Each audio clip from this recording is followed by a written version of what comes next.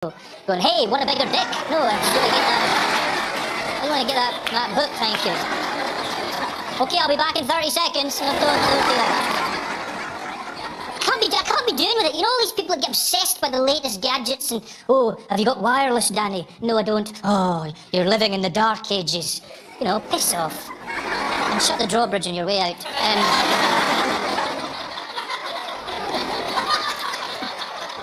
I can't be doing it. And even email, you know, because, look, I like the old days of letter writing, you know, and people don't do letter writing enough anymore, you know, because the thing about email is, it's too instant, so they get all that anger and aggression that you're feeling at the moment. You know, if people write you, send you an email and you don't like it, reply, fucking don't talk to me like that, how dare you speak to me like that, send, and then shit, fuck, is that gone? Shit, escape, turn off monitor, pull the plug out the wall.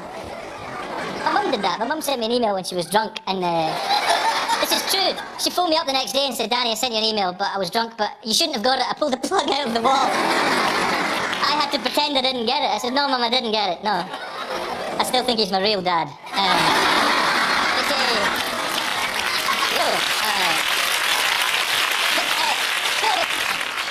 No, but I've got this really funny email today. And do you know these astronauts that have just gone into space? I think one of them's Canadian. Is that right? Two of them are Canadian. Oh, look at you. Two of them, actually. Two Canadians have gone into space. Sounds like the beginning of a joke, doesn't it? Two Canadians gone into space. One says to the other, hey, great, eh? Yeah. These two Canadians, and someone sent me an email. I thought it was hilarious when I opened it, because it was just a suggestion that this guy had written, for a laugh. Wouldn't it be funny if when those astronauts come back down from their voyage in space, for a laugh, we all dress up as monkeys? I love that. I love the idea of an entire planet playing a practical joke on 5 people. 5 people turn up, we're all... Yeah. I thought it was funny. So it's lovely to be here in Canada. And, you know, the first thing my friends said to me when I said I'm off to Canada, they said, oh, watch out for the bears, Danny.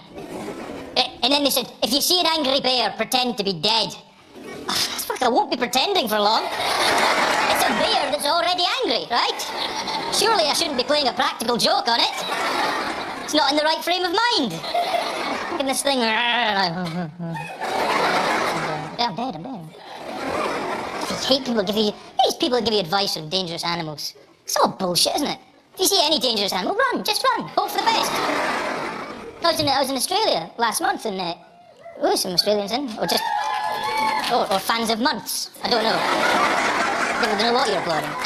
I was over there in Australia, and I wanted to go on a safari to Kakadu National Park. It's a wonderful wildlife park.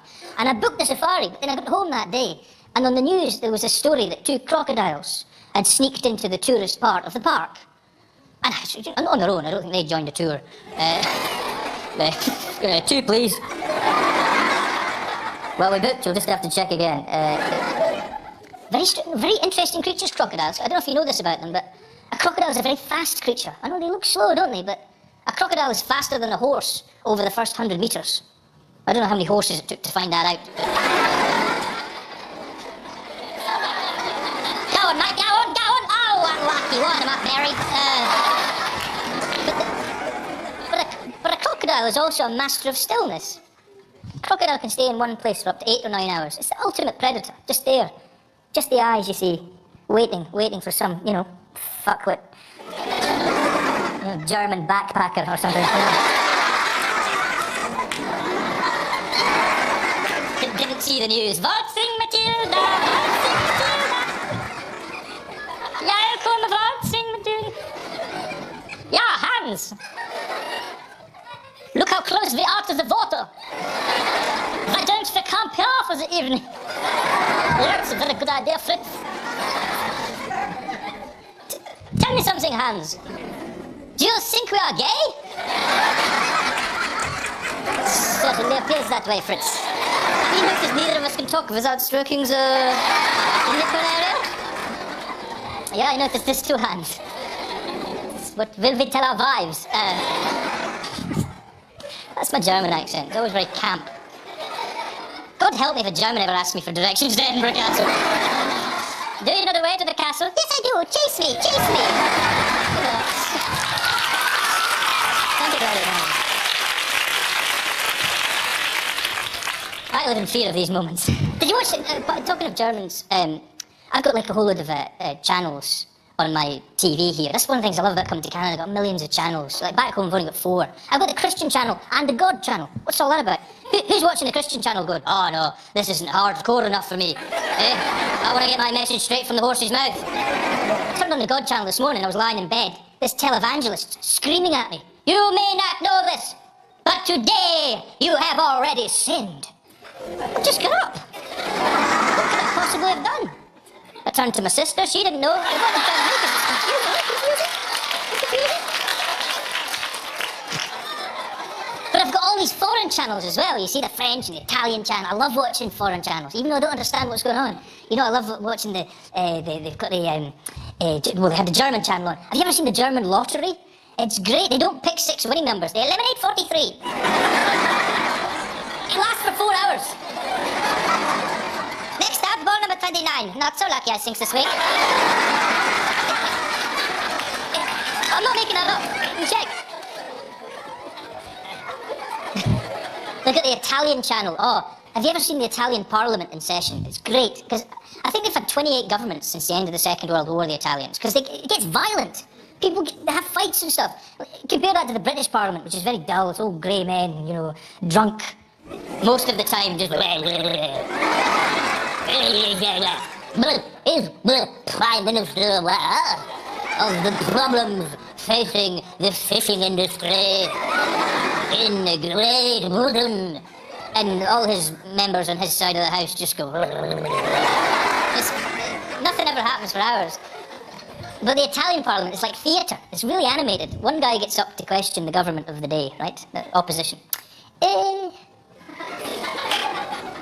What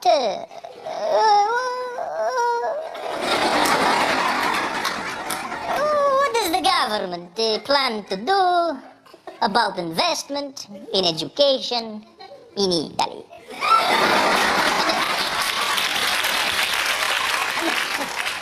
And the Minister for Education, he gets up nice and cool, right? Gets up to reply. It's a very good question. What do I plan to do about investment in education in Italy? I know. Fuck you. Fuck you, fuck investment, eh? You want to invest in this, eh? You fucking... So actually, someone told me after a show the other day that when... Sorry, I'm very glad you sat in the front row now. That when Italians do that, they do the ball grab thing. It's not an insult. I think in American society, it's an insult, right? Hey, you know, fuck you, you fuck. I'm walking here. I'm, you know, talking here. Something like that. But in Italy, it actually means good luck. I'm not making it up, but yeah, you know, good luck there. I hear you've got your driving test today. Well, you know, so...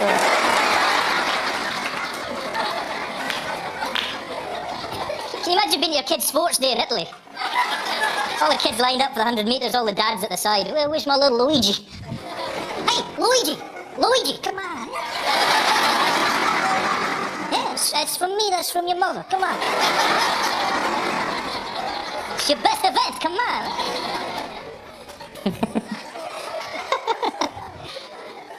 Oh dear, well. It's very interesting actually, because I guess we have a perception in Europe of the Italian man and being like naturally the most romantic man of Europe, you know.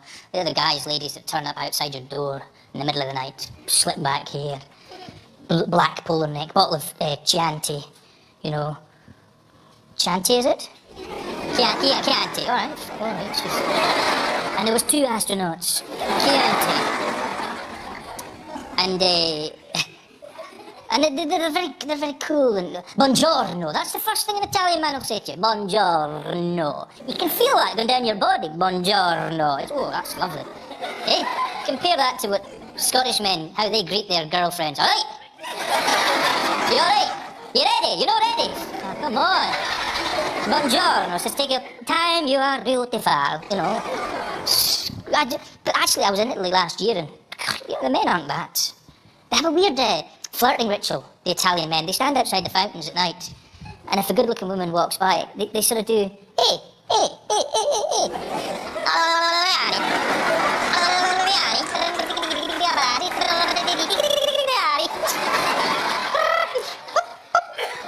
In my head, all Italian men appear to have evolved from R2-D2, which is probably slightly inaccurate. Although ironic, because English men, when they're chatting people up, they're more like C-3PO. A dance? How marvellous. Yes. Us Scots are more like Chewbacca.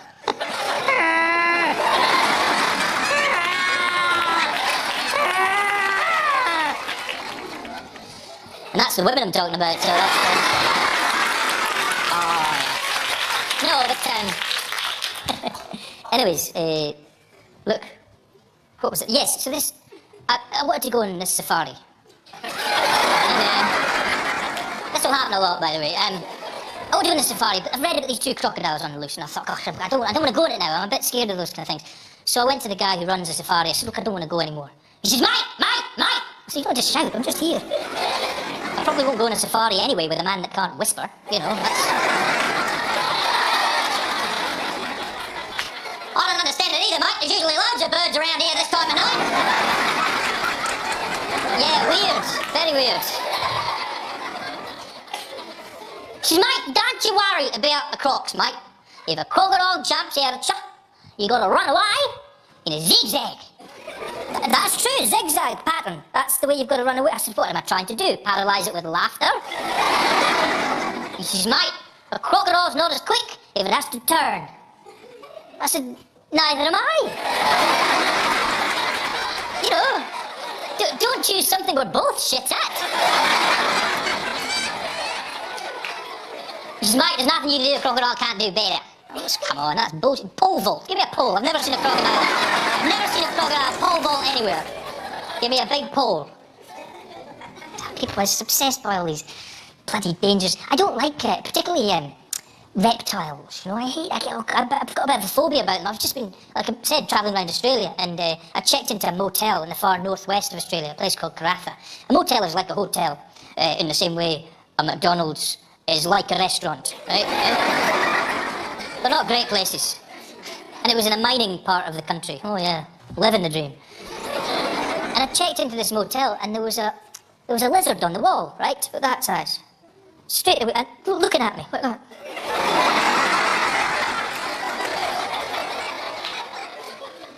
hell is that? I thought it was an ornament at first, but it was breathing through its neck. I thought, that's not right. So I thought, I'll change rooms. I can't sleep with that thing.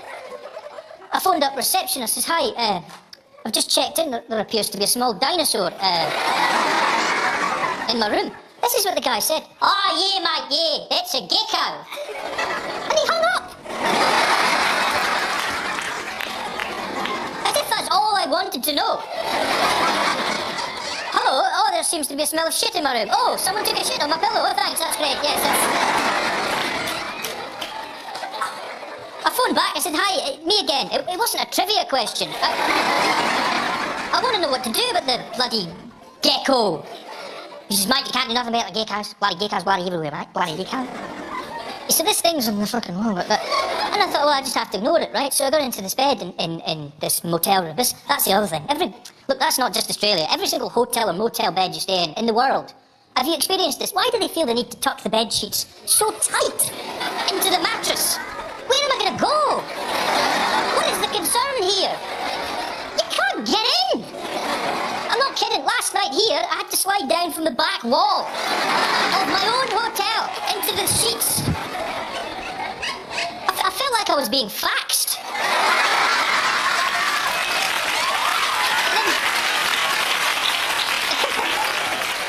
I'm sure there was another room in the hotel receiving my legs. But then you get in, don't you? Get into the hotel bed and you go, well, I guess that's me for the night. They probably won't be moving much now. Put the arms in there. Probably won't be doing what I usually do this time of night. What? Reading my Bible is what I'm talking about. done that thing of being in a hotel bed and you've rolled over in the middle of the night and you feel your arse cheeks slowly parting? Hang on a minute, I need to go back a step. We'll edit this. I'm talking about when they push two single beds together to make one double bed. I probably need to do that bit first. I go, is it arse cheek? No, I haven't felt my arse cheeks parting. Right, what kind of hotels is this guy staying in? He did say hotel, didn't he? Not backpacker. And then you find yourself going into the groove. Alright, okay. I'll tell you another thing about hotels. What is it with the hair dryers they put in one wall of the bathroom? You go, oh, there's a hair dryer, that's quite handy. You pick it off. It's got all the impact of an elderly relative breathing on your head, hasn't it? Is this on? It's on full. Well, this would be ideal if the look I was going for was hot and wet.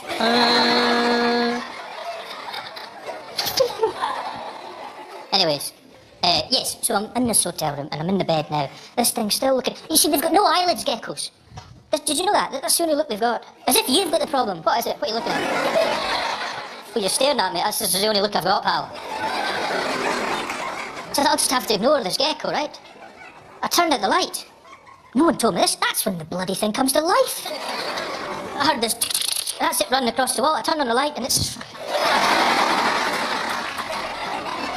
Looking all innocent. What is it? What do you mean, what is it? You were there and you're now there. We both know you moved, pal. Can't prove anything.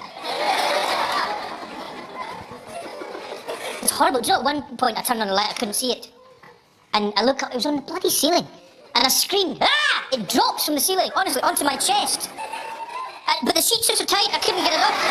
Do you know what I did? I started blowing on the gecko. That was my defense. Please get off me. Gecko's loving it. This is lovely, this is. I usually have to straddle a hairdryer for this kind of treatment. No.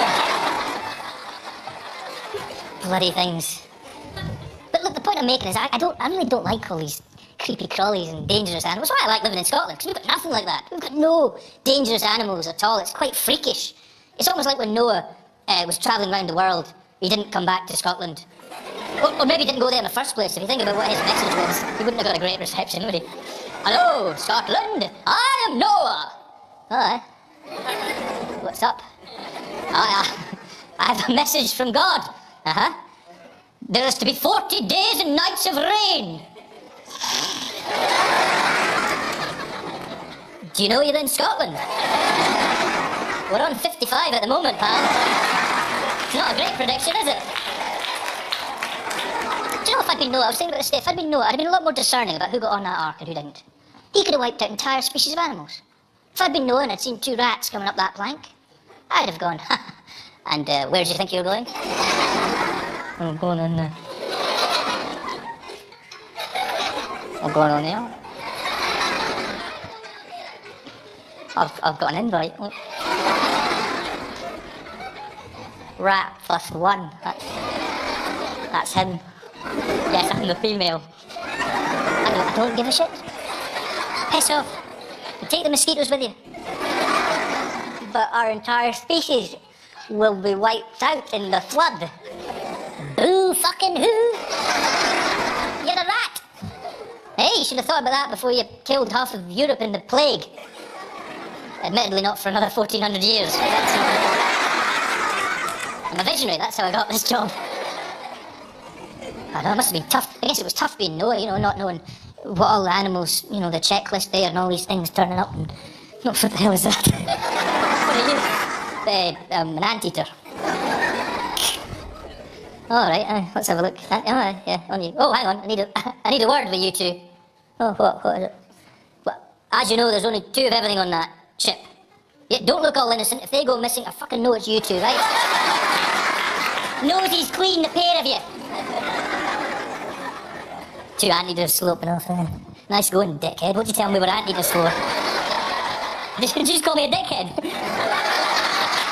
You wanna look in the mirror, pal? I don't know, it's all there. But then, so many animals look the same as well. How do they know who's he's put on and who's not put on? Two things coming up there, How you going? Just on the ark there, waiting to get on. And no, it says, sorry, I'm really sorry, I've already put two of you guys on. Eh? Yeah, those two that just went on. Oh, no, no, no, no. They were moose. Yeah, we're stag, you see? We're stag. And Noah's panicking. Oh, shit, sorry, on you go. Oh, someone go and get the black and white horses. Tell them they can come back. So... Anyways, so that's that. But yes, so we don't have any dangerous animals in Scotland. I should have asked if there's any Scottish people in, actually. I feel... Oh, someone nearly died there. Oh, thank God, it was my last breath. Scottish people, give me a cheer if you... That was pathetic. You'd have been good in William Wallace's day, wouldn't you? Eh? Come on, let's go fight for our freedom. What time will we be back, William? Well, and the kids are back. Goodness me, that's a bit of a strange laugh. I don't know if you read this in the news, because obviously there's a lot of shit happening in the news at the moment with just credit crunch and all that. Have you experienced that credit crunch here? One person, that's good. Look at the rest of you. Credit crunch? What is that, a new cereal? I don't know. I don't understand it, right? How can a bank be in debt? Does no one address that? You're a bank, you've got all the money and stuff. If you're in debt, send someone off to the main computer, tell them to go to debts, select all, delete. That's it, that's all you need to do. Then we're all in the clear, right? Because it's just figures at the end of the day. Do you know what really annoyed me? I got a letter from my bank. My bank is the Royal Bank of Scotland, right? It's one of the ones in the real shit. They've somehow managed to lose more money than an epileptic at an auction. And it's good, that one, isn't it? I took a week off when I wrote that. but Royal Bank of Scotland sent me a letter. Dear Mr. Boy. Oh, there's a warning straight. That was Danny when I opened the account. Dear Mr. Boy, we regret to inform you on your last statement you went £2.36 overdrawn. Therefore, you've incurred a £25 penalty. So what? I wrote back, dear sir, thank you for informing me of my £25 penalty for going £2.36 overdrawn. However, I notice on your last statement, you're £500 billion overdrawn. I was wondering if we may be able to come to some kind of compromise.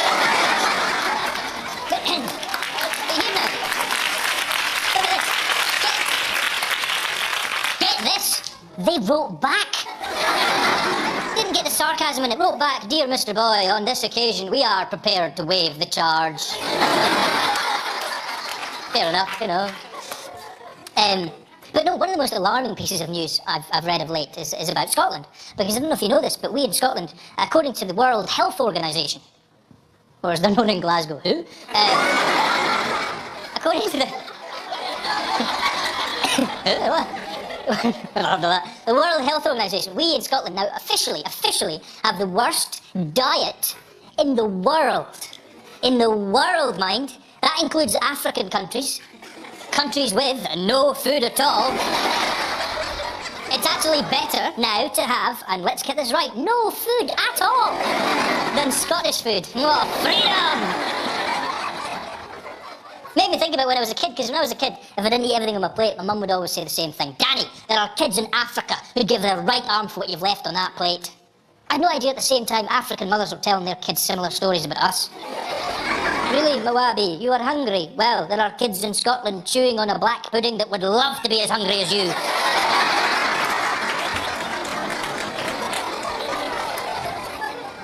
But here's the thing, you can tell an awful lot about a country from what it eats first thing in the morning. Your breakfast, I think, tells you a lot about who you are as a country.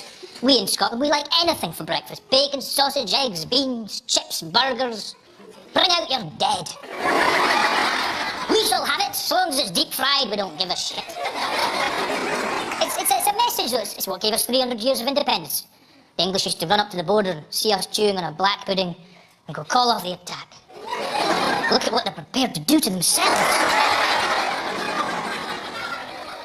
That's the robustness of the Scottish breakfast. Well, you compare that to the French breakfast, for God's sake. A croissant. Yeah. Me, I love just a little croissant. Yeah. And then I will have to lie down. Because I will be quite full after my little croissant. It's not a breakfast, it's a bit of pastry, for God's sake. We put that on top of a meat pie. Says a lot about the French, though, the old croissant, doesn't it? It says we are flaky and a little bit gay. That is basically who we are. Just remembered where I am. That's probably not the best. Do you know, the Spanish just have a bit of yogurt and some fruit for breakfast. I suppose you don't want anything too heavy if you're off to bed in a couple of hours. I love the idea of the siesta. Why don't we all do that? That's a great. We're all tired at that time of the day, right? I love the fact the Spanish have. How great is that? At some point in history, they've all been in a board meeting in Spain. You know, one guy just went. Hey, Sebastian. Are you tired? Sorry, just asking the question. Yes, very tired. I'm very tired. Oh, interesting. Sorry to interrupt. How many people are tired? Oh, we're all tired. Let's go to bed, huh? 1 hour? 2 hours? 2 hours, huh? Why do we do that? And it's just as well we don't have a siesta in Scotland. We'd have to get up and have another one of those breakfasts. We'd be dead by the age of 25. The Swiss have muesli for breakfast. Have you ever done that? Bloody sawdust and raisins. Oof. You ever poured milk into a bowl of muesli? The milk comes flying back out. It doesn't even... It sort of hits that protective dust shield. Hey, how typically Swiss is that? Even the milk doesn't want to get involved. Everything's independent, neutral, separate, you know. Oh, actually, the most interesting, weirdly, is the Germans. The Germans are, you know, because in Bavaria, in Germany, they have liver for breakfast, which is liver for breakfast. Crikey! Hey, I have just woken up. My eyes are barely open. Bring me a vital organ.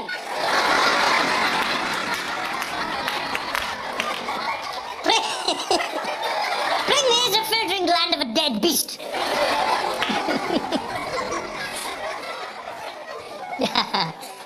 I don't know. So anyway, the point is we have the worst, you know, diet in the world in Scotland. I don't care. Every country has its faults, you know. I don't mind our food in Scotland. I'd rather be known for bad food than all that pretentious food you get nowadays. You know, all that.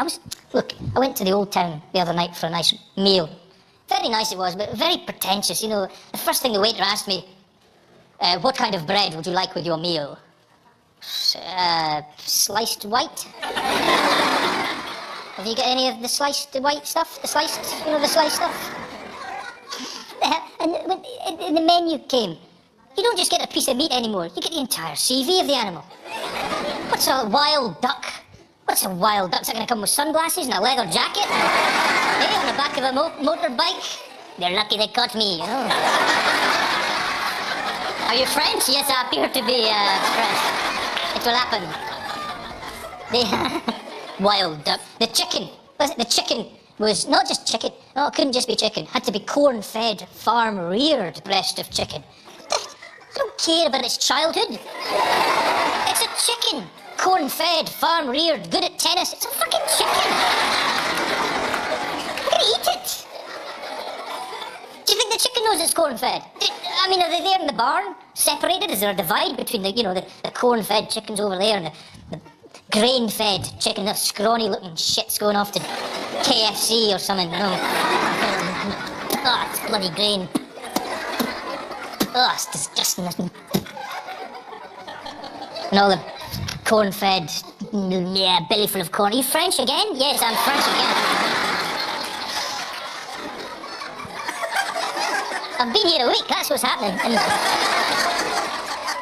lovely corn for the corn-fed chicken, you know.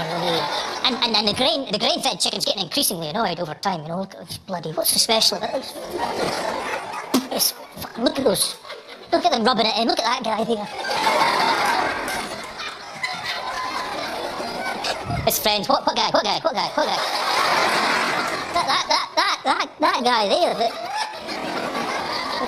guy. What, that guy there? No, what that guy? That guy. I can't tell who you mean. You're going, that guy. There's 5,000 chickens over there. With that guy there. Should have done that in the first place, didn't I?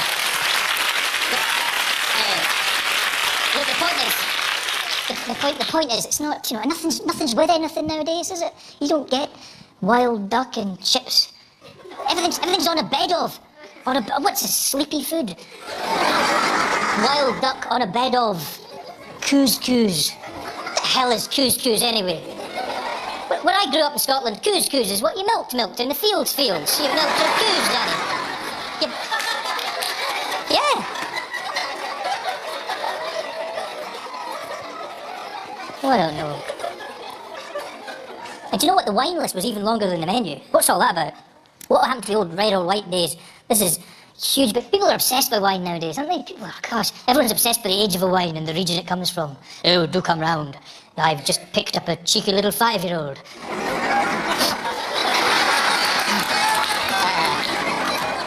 Can I speak to Mum, Dad?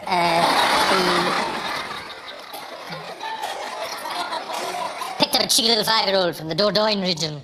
Oh. You don't get beer drinkers don't have the same pretentiousness. You don't go round to a friend's house. Danny, I'm glad you're here. I've just cracked open a 3-day-old Malton-X from the Montreal region. And you go, oh, yes, what a wonderful bouquet of stale piss.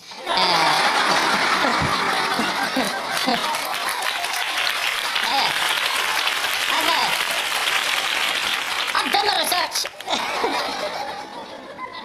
I don't know. People are obsessed by wine and people like to reminisce over wine as well. What's all that about? Doesn't that rosé remind you of the time we went camping in Loch Lomond? Oh, the wind rushing through our hair. We were young, we were free. No drink has ever reminded me of anything. That's the whole point of it. That's not totally true, actually. The smell of Baileys reminds me of the first time I shit my own bed. But I probably wouldn't bring that up in a dinner party, you know. Danny has an interesting story regarding a milk-based liqueur. Oh, yeah. Gather round, children, gather round. Do you know, I don't get it, the whole thing, you know, because, do you think when Jesus turned his water into wine, do you think there was connoisseurs at that meeting, just, good show, Jesus, but actually it's white wine with fish. Just mentioning it. Do you know what I was watching that televangelist today? He was talking about the Last Supper. Here's the thing. Jesus stood up at the beginning of that meal and said, tomorrow, one of you will betray me. Fucking bon appetit. I can't help feeling after that the meal might have got a wee bit awkward, don't you? People just, it's a bit of a bombshell, isn't it? Who do you think it was? Oh, I don't know. It's a nice new suit Judas has got on, isn't it?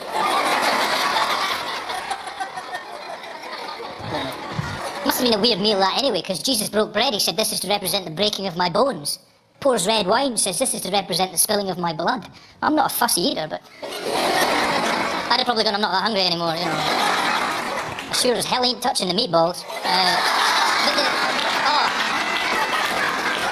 Was that the line? Was that the line? Alright, okay, I'm back now. Alright. But no, wine is an interesting thing. I went on a wine tour, actually, in Australia. I've never been on a wine tour before.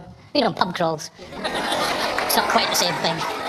You get your cock out in a wine tour, nobody laughs. And I mean nobody, the whole bus froze. I've misread this entirely, I'm so sorry. I thought I'd be the same as a pub. Right, okay, I'm down with that, yep, I'll take my seat, that's fine. It was very interesting. It was good fun, actually. There was a couple from England on the tour. It was just the three of us, actually. Made the whole cock-out thing a lot more embarrassing. A very posh couple from Surrey in England, and they were sort of wine connoisseurs. And we went to this winery, and it was quite exciting. It was quite good fun, really. But the thing is, you're supposed to go for a tour of the vineyards first, and then to the wine tasting. But who wants to do the vineyards? Jesus. You've seen one grape, you've seen them all. And the exciting bit is the actual wine tasting. We got to the very first winery, and there was a little kind of plinth, and I was standing here, his wife was there, and this gentleman was at the end. And we got the very first wine came out, and he picks up his, and,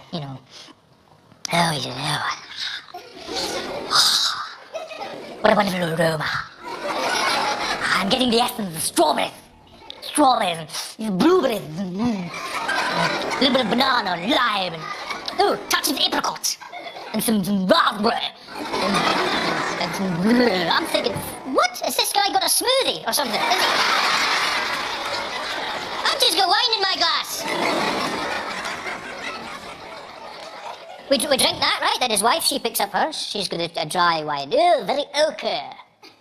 And smoky and nutty. And almondy and dusty and barky. We neck that. This is harder than I thought. And then it's my turn, right? The little wine comes out, it's my turn. I said, look, do you know what? Just forget about me. I don't really know what I'm doing. The guy says, don't be ridiculous, monkey boy. You say the first thing that comes into your head, you see? The essence of what you say, you say. You smell, and you say, you smell. And you hey. I said, all right, I'll give it a go. I'll give it my best shot. I picked up this glass, I went, crushed grapes.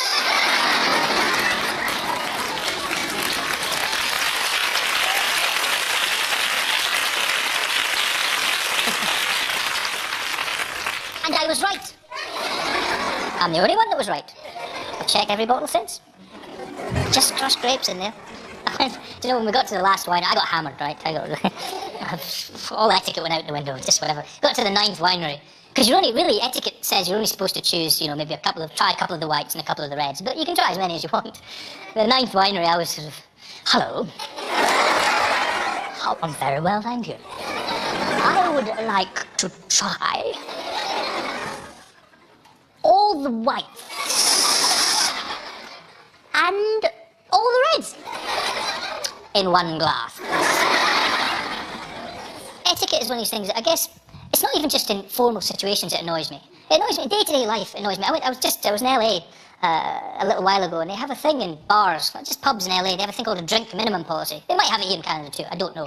It's where you have to have a minimum of 2 drinks if you go into the pub. I don't know why. The big bouncer, sir, we have a 2-drink minimum policy. I said, that won't be a problem.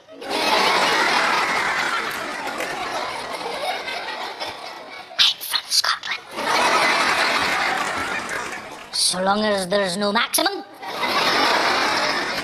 I let the games begin. And I went into this pub, and I got up to the bar. I was sitting on the bar stool, making friends, having a few drinks. But here's the thing, they don't have, in bars in America, they don't have that nice little safety bit at the back of the stool.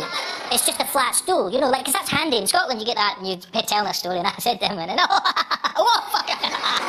Nearly went by there, didn't I? But they don't have it in America, I didn't know this. And I was telling a story, and I was having a bit of a laugh, and then I went to drink the last bit of my beer, and I had to tilt my head all the way, and I went, oh shit, wait, this isn't right. And I went all the way back, and I fell off my bar stool. Now, there's 2 reactions to falling off your bar stool. Right? You either laugh like a child on the ground, encouraging people to join in. I have fallen! Blood pouring out the back of your head. That's the first reaction. Well, the other reaction is you get straight back up. You've got to get straight back up now and take a long, hard look at the stool.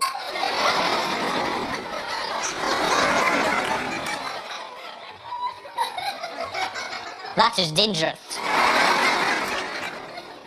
I did the first one, right? Lying on the ground, laughing away. The big bouncer, the big, 2-drink minimum guy comes up to me. Huge guy. He had his mobile phone in a holster. Don't move or I'll text you. Sir, he said, I'm going to have to ask you to leave. I says, why? Why would you do that? That's my drunk voice, by the way. Do you ever do that when you're drunk? Do you ever over-enunciate? Because in your head you think, if I'm talking like that, how will anybody know I've been drinking? Because, I'm talking normally and all that. Hello, I'd like to get into the club, please. You don't know me. It's one of the things I love about Scotland is our drinking. We go nuts. You can tell how much a country loves its drinking from its reaction to last orders at the bar, can't you? Last call, that little bell, ding, ding, ding, ding, ding. In Paris, they're all cool and, where it is last orders? Nah. We should finish up our drinks and go outside into the moonlight. It will be very beautiful. I will kiss you. But seriously, in Scotland, we go nuts. Ding, ding, fucking, why not you bastard, fucking, don't you dare ring that fucking bell, you fucking fucks. There's no one. It's crazy. No one. Here's the thing, no one ever wants to go home in Scotland. Well, I don't want to go home now. I'll remember everything. What was the point in coming out? But last call in Scotland, of course, means you don't have to go. You don't have to go there. You can get one more drink in. But we're Scottish, so we get 2 in. That's what we always do, right? We've only 15 minutes left, right? Two, come on, everyone, two. Come on, two, fuck off, you're having two. Everyone's got to fuck off, you're having two, mate. You know, you can be hunched on the toilet, puking your guts out. You know, come on, get out, you're having two, come on. And it's not uncommon in Scotland to see a guy at the end of the night with a drink in each hand. Sometimes we've got a drink in between the two. Doesn't matter, it's just the way because, you know, we don't need our hands. You never see that in Italy. You never see a guy with a drink in each hand. How would he talk? You always need the... You need the one hand. And then that's what they do. We in Scotland, we've mastered the entire art of conversation in just a head bit. We do, we just feel, alright, how's it going? You alright? Have you met Barry? John, Barry. It's like the entire Scottish male population has evolved from grain-fed chickens at some point in their life. How's it going? Right. Look at her, she's alright, isn't she? Not her. What's wrong with you? I love that. I tell you what I hate. I tell you what I hate, and you'll get this here in Canada as well, is what's that bit at the end of the night when a pub wants you to leave? Why do they throw all the lights on? What possible good can come from that? All that does is illuminate the full horror of your situation. You don't want to see anything at that time of night. All of a sudden, bang, fucking hell, have I been talking to a pool cue for 20 minutes? No one think about telling me that. Don't know, why do they do that? And then the thing is, when the lights come on, I mean, I don't know how it happens here, but in Scotland, there's always an opportunity to keep going drinking. Because there's always a party back at someone's house. Someone will say, I might have something back at mine if you want to. Oh, I'll go. But might as well, you're on the way home. They're never on the way home. Oh, it's on the way home. 7 miles outside your way home. It's on the way home, I'll go. You go back to someone's house at 3 in the morning, you know, what are you thinking? And then, they've always got the spirit. Everyone's always got the spirit, but not the mixer that goes with that spirit. That's the cheaper of the two, but no one's ever got that. So people have to become their own cocktail waiters at that time of night. Right, okay, hang on. Anyone for gin and chocolate milk? Gin and chocolate milk, anyone? Oh, I'll give it a go. I'm alright with that. Then someone always tries it and goes, oh, that's quite nice, actually. And someone else will say, oh, I might drink that next time I'm out. Like as if you would. As if the next day you're out with the lads, right? 8 pints is it? Actually, can I have a gin and chocolate milk? The hangover is a uniquely Scottish concept as well. You don't get hangovers in, you know, trendy European countries like Italy. You know, they get up, they slip their hair back, they go off to work. We revel in the hangover. It's like an old friend. Wake up, kick our shoes off. The light flooding in from the television. There's always that moment of self-denial as well. Oh, what did I just went out for a drink. I want one drink, I have 2 drinks. Chocolate milk. Anyway, look, I'm lying on the floor in this bar, right? Laughing away. This big bouncer comes up to me. He said, sir, I'm gonna have to ask you to leave.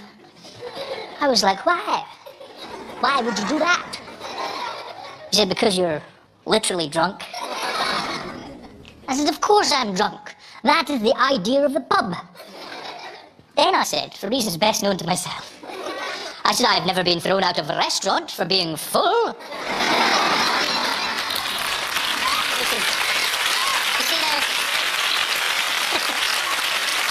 You see, you found that funny. Do you know what? I'll give you the best example of an etiquette faux pas I ever did. This is an absolutely true story. 2 years ago, I met the Queen. If you want it, you better put a ring on it. I don't know where that came from, but from somewhere, clearly. Who sings that? I sort of heard it in the... Beyonce, right. I'm not very good with modern music, do you know that? I'm finding the older I'm getting, the further back in time I have to go to find music I actually enjoy listening to. Am I the only one that... I get bored of modern pop stars and their fabricated behaviour. Did you read about Britney Spears? She was in an article recently talking about her demons. Famous people have demons, right? We have problems. Well, not me, you lot.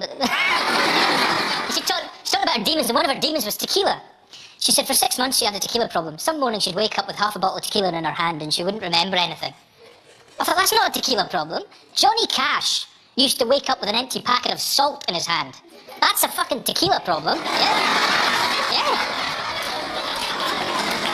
Am I right? Half a kilo of lemon rind all over the bedsheets.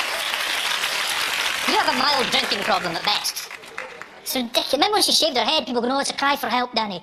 She shaved her head, she didn't cut it off. By the time I was her age, I'd shaved my head 4 times. I'd shaved my bollocks twice. No one thought that was a cry for help. In fact, Father O'Brien thought it looked quite fetching. I'm only saying look, the point, I don't care much for modern music. I'm actually one of these people, I'm finding I'm really enjoying traditional Scottish music at the moment, like old folk music and stuff. Look at your face. Huh? I like the kind of, the storytelling element to folk music, you know? Even our national anthem in Scotland tells a story. The famous victory, the Battle of Bannockburn, Robert the Bruce's famous victory. "Oh, flower of Scotland, when will we see your likes again, that fought and died for your liberty and life?" Oh, gets you there. It's good. And it's the only national anthem in the world, I have to say, that makes provision for people with Tourette's to join in, which is also, it's true, in the chorus. Have you ever heard us sing the chorus? "And stood against them." Kids too!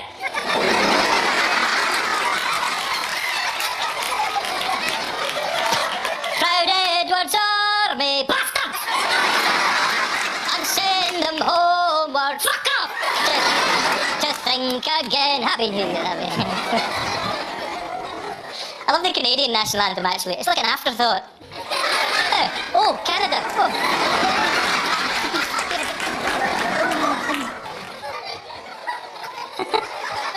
England, well, the English national anthem is God Save the Queen, the official one, but they actually now sing Jerusalem at sporting events and stuff, and it's a lovely old hymn, Jerusalem. I love old hymns.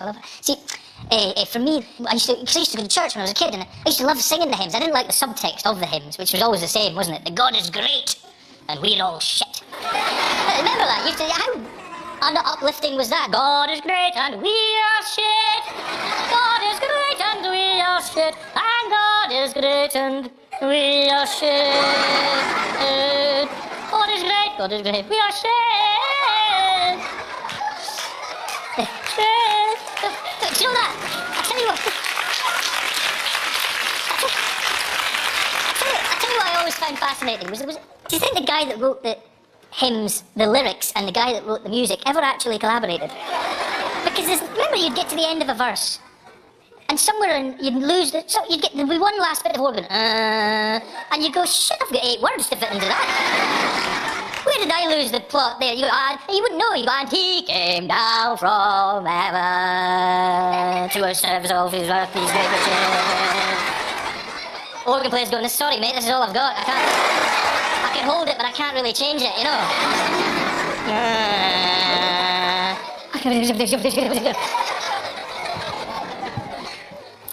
Used to love Christmas carols as well, didn't you? You sing them at school, and the teacher would be on the piano, and you're a kid. You had no inhibitions. You used to sing just quickly and loudly. "Away and a manger, no come from a bed." And the teacher would, "Slow down. Oh, sorry, for a bed." Well, actually, that was a difficult carol, "Away in a Manger," wasn't it? Because if you started too high in the first line, you had nowhere to go, did you? Remember that problem? "Away in a manger, no."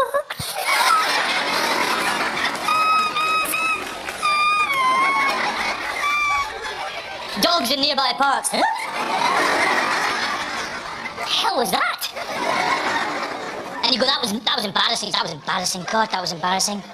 You drop right down because you were 11 years old. There's girls in the class, for God's sake. "Oh, the little Lord Jesus." But you forgot it went down again. You'd be in even more trouble. "Little Lord Jesus, lay down his soul." I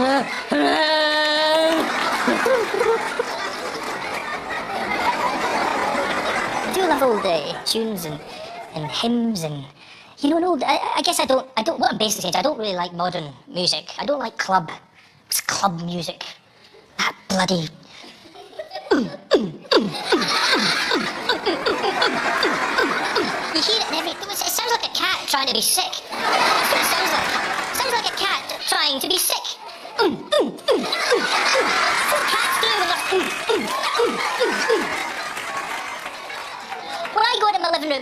on the new sofa going, my instinct isn't to go, oh yeah, motherfucker. Oh yeah, you fucking get out of there. You know, cat owners will know you've only got a few seconds when that starts. You fuck, quick, door, window, anything. Hold on. Open the door, please, open the door. Hold on. Open that door. Oh, there we go. Right, fuck, all right. Jesus Christ, that was close. It's too close, that one. They're so sly, cats. 10 minutes later, a nice effeminate cat comes back, doesn't it? You forget everything. Meow. Oh, I love my cat. Come in, you. The cat comes in and, are you all right now? Fucking cat. Just fucking. Am I all right? What the fuck was all that about? Did you really ask? Am I all right? Look at that. Okay, did you know that was there? Straight into the thing.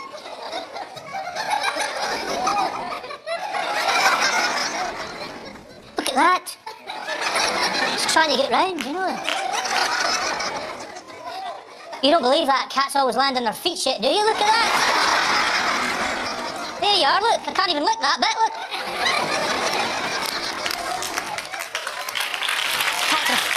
They make such a big song and dance. They make such a big song and dance about things, cats. Because when dogs are sick, they're almost apologetic. Oh, sorry, was that me? Oh, God, no. Oh, so sorry about that. Oh, don't clean it up, I'll lick it up. No, I'm happy to. Anything to get the taste of my balls out of my mouth. Right, where was I? Yes, I'll tell you where I was. I met the Queen.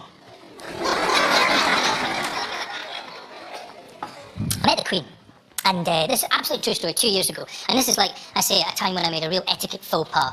And purely by accident. I mean, I really shouldn't have been invited to the do that I was invited to, because it was for Scottish Young Achievers. And I mean, I went down there. It was the first time in my life I felt genuinely inadequate, because I was in a room full of 100 people that have properly achieved things. Guys that have climbed Mount Everest with, you know, half a head, and raised millions of pounds for charity and stuff. And I thought, gosh, what am I doing here? Now, what happens is the Queen only comes into the room for like 10 minutes, but she sends some of her advisors in, first of all, to pick some suitable candidates for her to talk to.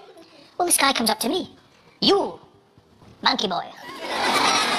Weren't you in a previous joke? Yes, I was.